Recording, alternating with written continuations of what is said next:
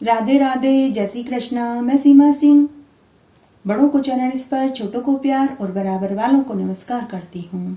आज हम आषाढ़ मास की योगिनी एकादशी का महात्म्य और साथ ही एक पौराणिक कहानी सुनेंगे। अगर आप एकादशी का उपवास रखते हैं तो साथ में आपको एकादशी का महात्म्य और कहानी भी सुननी चाहिए। इससे व्रत रखने, महात्म्य और कहानी सुनने का संपूर्ण फल प्राप्त होता है। आइए अब हम आषाढ़ मास की कृष्ण पक्ष की योगिनी एकादशी का महात्म्य सुनते हैं। उसके बाद में हम एक पौराणिक कहानी सुनेंगे। भगवान श्री कृष्ण ने धर्मराज युधिष्ठिर के पूछने पर उन्हें योगिनी एकादशी का महात्म्य सुनाया और बोले कि हे राजन, आषाढ़ मास के कृष्ण पक्ष की एकादशी का नाम योगिनी एकादशी है। इस एकादशी के व्रत से मनुष्य के जीवन भर के समस्त पाप नष्ट हो जाते हैं।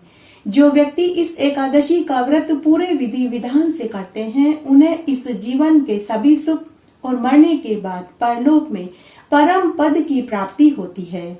इस योगिनी एकादशी का व्रत करने से तीनों प्रकार के कायिक, वाचिक, मानसिक सभी पाप धुल जाते हैं और परलोक में देवताओं द्वारा पूजनीय और वंदनीय होते हैं। हे राजन, योगिनी एकादशी के महात्म्य को पढ़ने, सुनने और सुनाने से 1 सहस्त्र कपिला गाय दान करने जितना फल मिल जाता है। योगिनी एकादशी का व्रत करने का फल गंगा के स्नान करने जितना मिलता है। हे युधिष्ठिर, जो मनुष्य योगिनी एकादशी का व्रत पूरे संयम, श्रद्धा और भक्ति भाव से करते हैं, वे ब्रह्म हत्या जैसे पाप दोष से भी छूट जाते हैं। अगर उस मनुष्य के पितर नरक में भी पड़े हैं तो उन्हें उसी क्षण स्वर्ग का सुख मिलता है। योगिनी एकादशी का व्रत करने वाले को कभी किसी प्रकार का कोई रोग दोष नहीं सताता। 10 दिशाओं में उसकी कीर्ति, यश, वैभव बढ़ता है। वह मनुष्य पुत्र, पौत्र, धन दौलत से पूर्ण होकर सभी आनंद सुख भोगता है और मरने के बाद पुष्पक विमान में बैठकर विष्णु लोक में सुख पाता है। योगिनी एकादशी का व्रत करने से मनुष्य सभी सिद्धियों को प्राप्त करता है। योगिनी एकादशी व्रत में जो एक समय भोजन करके करता है उसे 1 जन्म का, जो फलाहार करके उपवास करता है उसे 2 जन्मों का और जो जल पीकर उपवास करता है उसे 7 जन्मों तक विष्णु लोक में आनंद सुख मिलता है। जो मनुष्य इस एकादशी का उपवास करते हैं उसे कभी नरक की पीड़ा का दुख नहीं देखना पड़ता। उसे लेने के लिए यमराज नहीं, स्वयं विष्णुदूत देव विमान लेकर आते हैं। जो इस एकादशी का व्रत पूरे संयम से करते हैं उन्हें कभी दोबारा जन्म नहीं लेना पड़ता। वे आवागमन के चक्र से छूट जाते हैं। उन्हें कभी गर्भ ग्रह की पीड़ा का दुख नहीं देखना पड़ता। जो मनुष्य एकादशी व्रत के साथ रात्रि जागरण करके समय बिताते हैं उनके ऊपर देवता फूलों की बरसात करते हैं। उनके ऊपर कोटि देवी देवताओं का आशीर्वाद होता है। योगिनी एकादशी व्रत के दिन ब्रह्मचार्य से रहने वाले को मरने के बाद स्वर्ग लोक के सभी सुख प्राप्त होते हैं।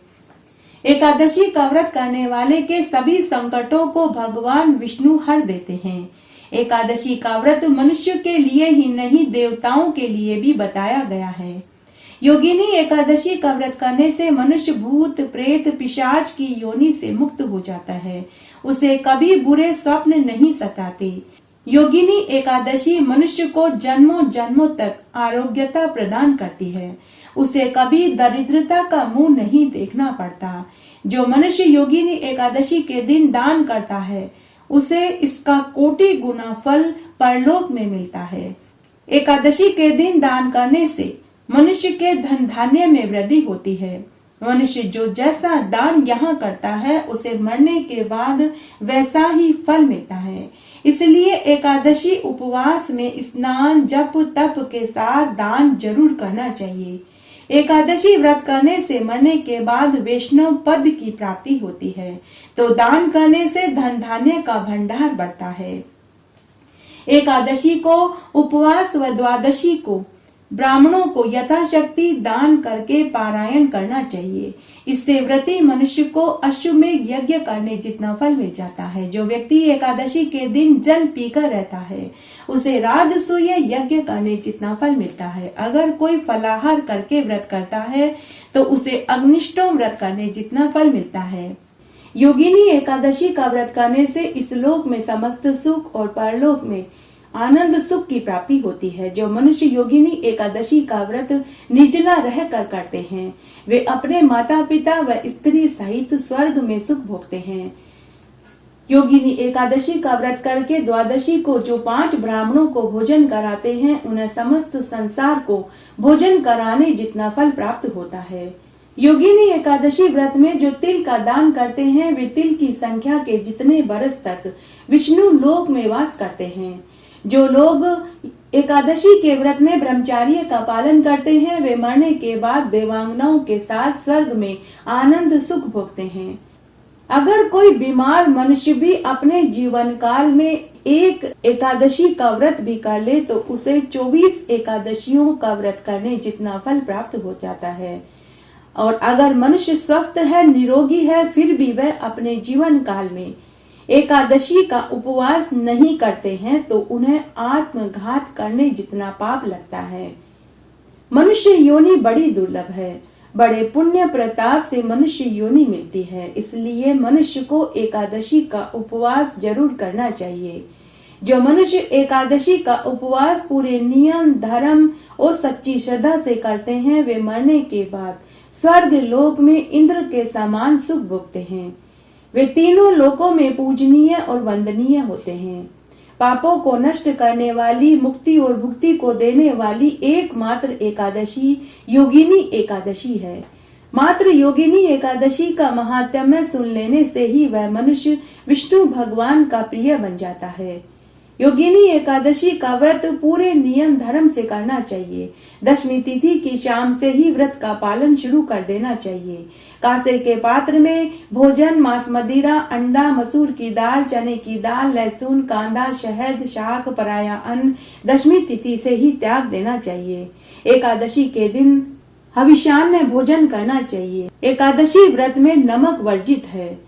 ब्रह्मचर्य का पालन करना चाहिए। एकादशी के दिन सुबह ब्रह्म मुहूर्त में उठकर निवृत्त होकर नीम की दातुन करें। भगवान विष्णु व महादेव जी का पूजन करना चाहिए। व्रत वाले दिन रजस्वला स्त्री से दूर रहना चाहिए। व्रती मनुष्य को असत्य, झूठ, चोरी, परनिंदा से बचना चाहिए। जो मनुष्य योगिनी एकादशी के दिन व्रत के साथ महात्म्य को सुनते हैं उन्हें भागीरथी गंगा में स्नान करने जितना फल मिलता है। मात्र एक एकादशी का फल सहस्त्र अश्वमेध यज्ञ, 100 राजसूय यज्ञ और कपिला गाय दान करने जितना फल देता है। एकादशी का उपवास सुमेरु पर्वत के समान फल देता है। एकादशी का उपवास करने से पूर्व जन्म के पाप विषय हो जाते हैं। जो मनुष्य हृदय से ऐसा ध्यान कर ले कि मैं योगिनी एकादशी का उपवास करूंगा, उसके ध्यान करने मात्र से ही उसके 100 जन्मों के पाप नष्ट हो जाते हैं।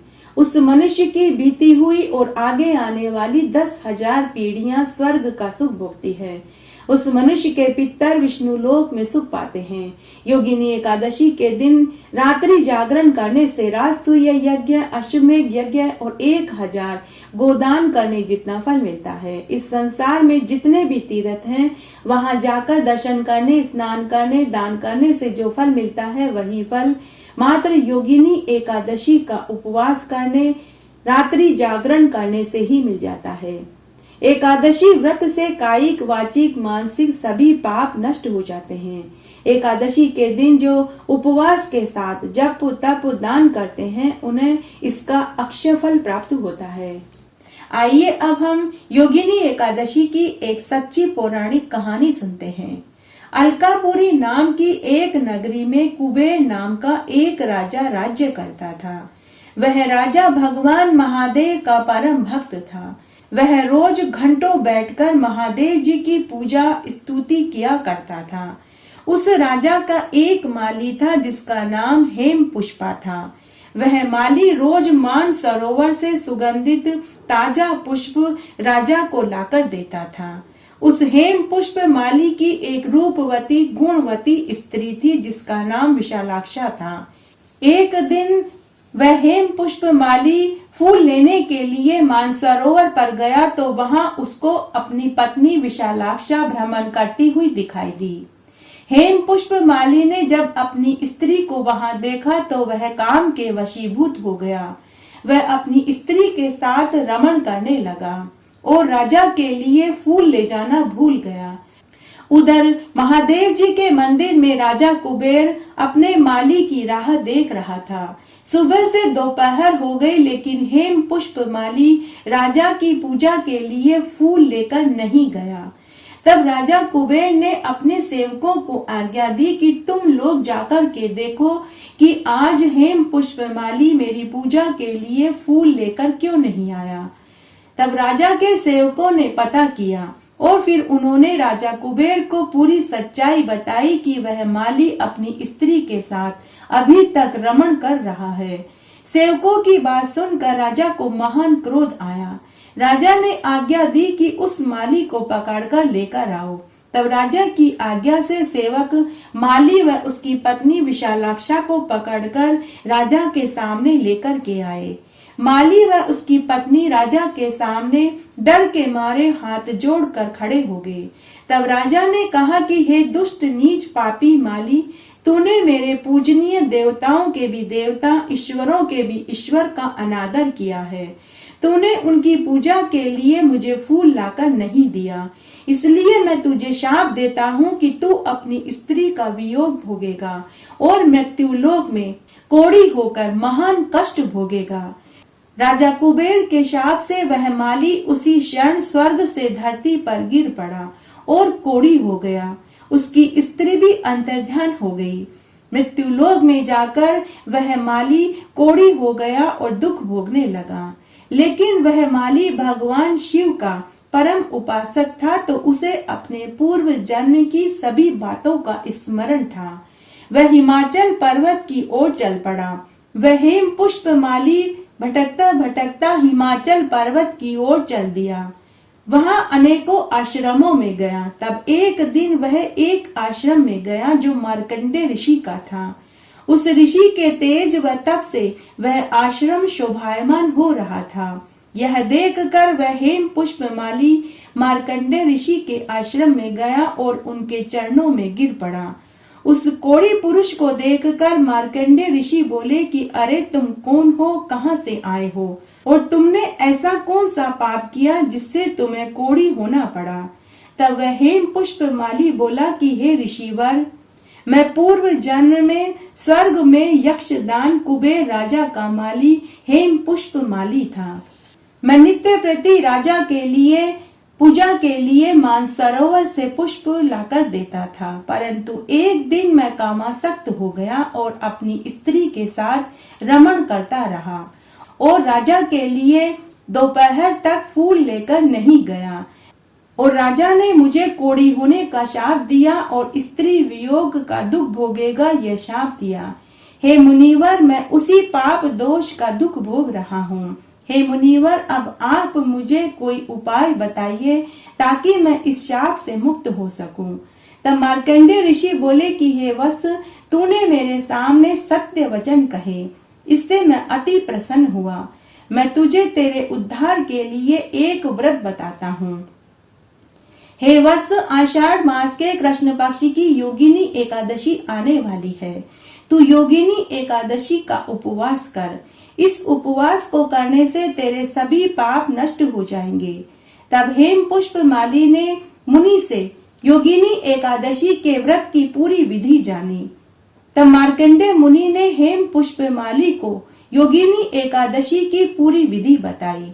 तब हेम पुष्प माली ने आषाढ़ मास के कृष्ण पक्षी की योगिनी एकादशी का उपवास किया, जिसके प्रभाव से वह अपने पुराने रूप में आ गया और उसका कोढ़ भी ठीक हो गया और वह पुनः अपनी स्त्री के साथ रमण करके सुख भोगने लगा।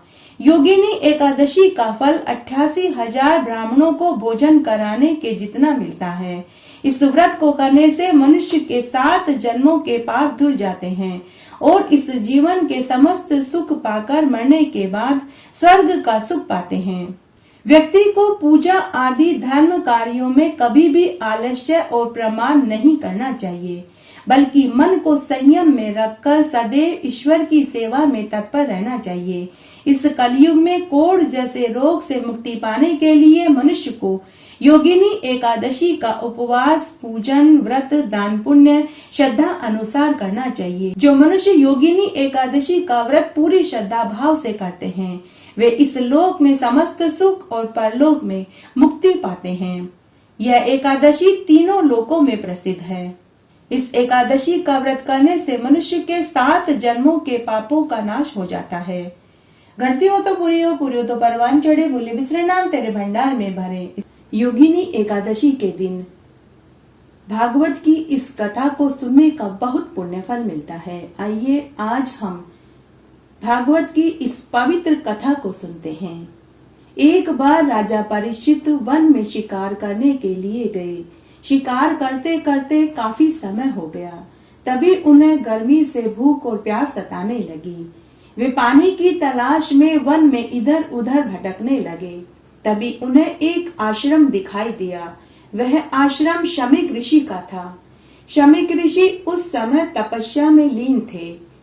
राजा परीक्षित ने शमीक ऋषि से पीने का पानी मांगा, लेकिन शमीक ऋषि तपस्या में लीन होने के कारण उन्होंने उन्हें कोई जवाब नहीं दिया। राजा ने उस समय सोने का मुकुट पहन रखा था, जिसमें स्वर्ण विराजमान था, अर्थात कलयुग स्वर्ण रूप में राजा के मस्तक पर मुकुट में बैठा हुआ था। वह कलयुग रूपी स्वर्ण ने राजा की बुद्धि फेर दी। राजा को लगा कि शमीक ऋषि जानबूझकर जवाब नहीं दे रहे। राजा को यह अपना अपमान लगा। राजा ने अपने अपमान का बदला लिया। राजा को वहां एक मरा हुआ सर्प पड़ा दिखाई दिया। उस मरे हुए सर्प को राजा परीक्षित ने धनुष की नोक से उठाकर शमीक ऋषि के गले में डाल दिया और वापस अपने महल में आ गया। शमीक ऋषि को तो कुछ भी ध्यान नहीं था, क्योंकि वे तपस्या में लीन थे। तभी शमीक ऋषि के पुत्र शंगी ऋषि वहां आए और अपने पिता के गले में मरे हुए सर्प को देखा तो उन्हें बहुत दुख हुआ। तब उन्होंने अपनी ध्यान मुद्रा से पता लगा लिया कि यह काम किसने किया है। तभी शंगी ऋषि ने अपने पिता के अपमान का बदला लेने के लिए कमंडल में से जल लेकर मंत्रों से अभिमंत्रित करके राजा परीक्षित को शाप दे दिया कि जा, तुझे 7 दिन बाद तक्षक सांप डस लेगा। थोड़ी देर के बाद शमीक ऋषि तपस्या से उठे। तब उनके पुत्र ने अपने पिता को पूरी बात बताई। पुत्र के द्वारा शाप दिए जाने से शमीक ऋषि को बहुत दुख हुआ। उन्होंने कहा कि वत्स, तुम्हें धैर्य रखना चाहिए था। उस समय राजा परीक्षित से कलयुग यह कार्य करवा रहा था। इसमें राजा का कोई हाथ नहीं था। राजा परीक्षित निर्दोष था। तभी शमीक ऋषि ने एक दूत राजा परीक्षित के पास भेजा। उधर राजा जब महल में पहुंचा और महल में पहुंचकर उन्होंने अपना मुकुट उतारा तो उनकी बुद्धि सही हो गई। राजा परीक्षित अर्जुन के पुत्र अभिमन्यु व उत्तरा के पुत्र व जन्मेजय के पिता थे। जैसे ही राजा परीक्षित ने सोने का मुकुट उतार कर के रखा तो उन्हें अपने द्वारा की गई गलती का पता चला। उन्हें अपनी गलती पर बहुत पछतावा हुआ। उन्हें वह सारा दृश्य याद आ गया। वे बहुत दुख करने लगे। तभी शमीक ऋषि का दूत भी राजा के महल में पहुंच गया। दूत ने राजा परीक्षित से कहा कि हे महाराज, मुझे शमीक ऋषि ने आपके पास संदेश देकर भेजा है।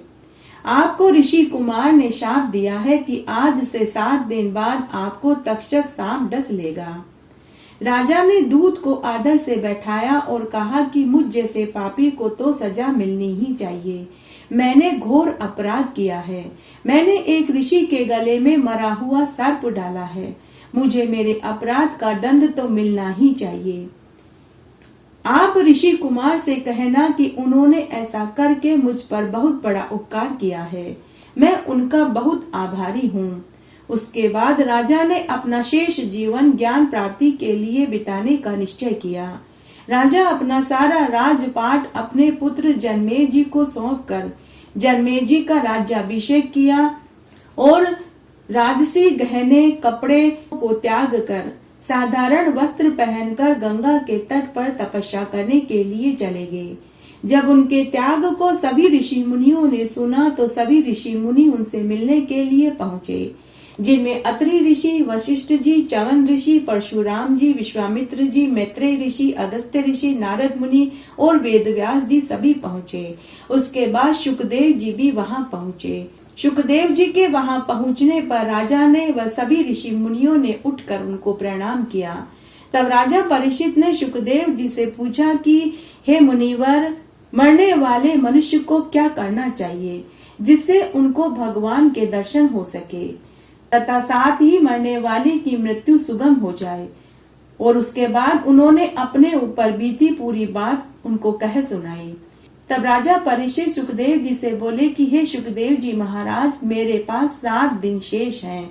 कृपया करके आप मुझे कोई ऐसा ज्ञान सुनाइए जिससे मेरे पापों का नाश हो सके और मुझे दिव्य ज्ञान प्राप्त हो सके। एक मरने वाले प्राणी को कौन सी कथा कहानी सुननी चाहिए और क्या जप तप करना चाहिए। सभी मुनियों व ऋषियों ने राजा के प्रश्न का साधुवाद किया। तब शुकदेव जी बोले कि हे राजन, तुमने समस्त प्राणियों की भलाई के लिए बहुत अच्छी बात पूछी है। मैं तुम्हें एक ऐसी कथा सुनाता हूँ जिससे तुम्हें ब्रह्म ज्ञान प्राप्त होगा। तुम्हारा मन भगवान प्रेम में भर जाएगा, मोह माया अज्ञानता दूर भाग जाएगी। मैं तुम्हें भागवत कथा सुनाऊंगा। तब गंगा के तट पर शुकदेव जी ने राजा परीक्षित को 7 दिन तक भागवत कथा सुनाई। शुकदेव जी बोले कि हे परीक्षित, योग की साधना करने वाले साधक को सबसे पहले अपने शरीर को वश में करना चाहिए, फिर मन को वश में करना चाहिए, कामनाओं का त्याग कर इंद्रियों को नियंत्रित करना चाहिए। जल, वायु, अग्नि, आकाश, पृथ्वी, पंच तत्व, अहंकार, प्रकृति, इन 7 पदों से आवृत यह ब्रह्मांड विराट भगवान का ही शरीर है। इस तरह राजा परीक्षित ने शुकदेव जी से 7 दिन तक भागवत कथा सुनी। 7वें दिन राजा परीक्षित ने तक्षक सांप से बचने के लिए ऊंचे भवन में जाकर बैठ गए। भवन के चारों ओर अच्छे अच्छे सर्प मंत्र ज्ञाता पहरेदारों को तैनात करवा दिया। तक्षक सांप को जब मालूम हुआ तो उसे थोड़ी चिंता हुई। फिर तक्षक ने राजा परीक्षित तक पहुंचने का एक उपाय बनाया। तक्षक सर्प ने एक तपस्वी का रूप बनाया। राजा परीक्षित के पास कुछ फल भिजवाए। उन फलों में एक फल में खुद तक्षक एक छोटे कीड़े के रूप में जाकर के बैठ गए। जब वह सर्प रूपी तपस्वी राजा परीक्षित के महल में पहुंचा तो पहरेदारों ने अंदर जाने से रोक दिया। लेकिन जब राजा परीक्षित को पता चला कि कोई तपस्वी उनके लिए फल लाया है तो उन्होंने उसे अंदर बुलवाया और उससे फल लेकर सर्प रूपी तपस्वी को विदा कर दिया। राजा परीक्षित ने सभी फल अपने सभी मंत्रियों में बांट दिए और जिस फल में तक्षक कीड़ा बनकर बैठा था वह फल वह स्वयं खाने लगे। तभी उसमें से वह छोटा सा कीड़ा बाहर निकला।